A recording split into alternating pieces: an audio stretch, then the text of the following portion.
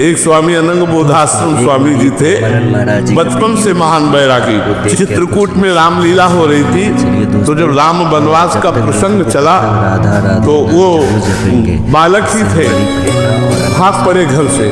भगवान वनवास को गए, अब मैं आजीवन वनवास में रहूंगा, और गंगा का किनारा पकड़ा तो एक स्वामी शंकरानंद जी महापुरुष, बड़े सिद्ध महापुरुष थे, वहाँ उनको संतोष प्राप्त हुआ।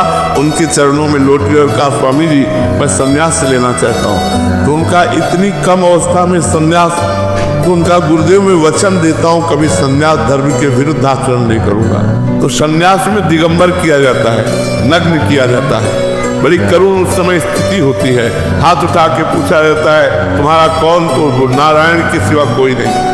तो जब उनको दिगंबर करके संन्यास दिया गया और फिर जब बाहर निकले तो कहा लंगोटी धारण कर लो। तो उन्होंने कहा आप नहीं, एक बार जीवन में लंगोटी उतार दिया, दोबारा जीवन में धारण नहीं। तो गंगा के किनारे पूरा जीवन तपती हुई धूप में, सर्दी में, बरसात में कभी वो छत के नीचे नहीं रहे, ऐसे ही दिगंबर रहते दिगंबर स्वामी। और सिद्ध महापुरुष करपात्री जी साष्टांग दंडवत करके कहते कि अगर चलते फिरते ब्रह्म का दर्शन करना है तो असनी में थे, असनी में स्वामी जी थे, असनी में अनंग बोधाश्रम स्वामी जी के दर्शन करो। तो बाहरी लोग ये जान ही नहीं सकते, बाहरी लक्षणों से संतों को नहीं पहचाना जा सकता।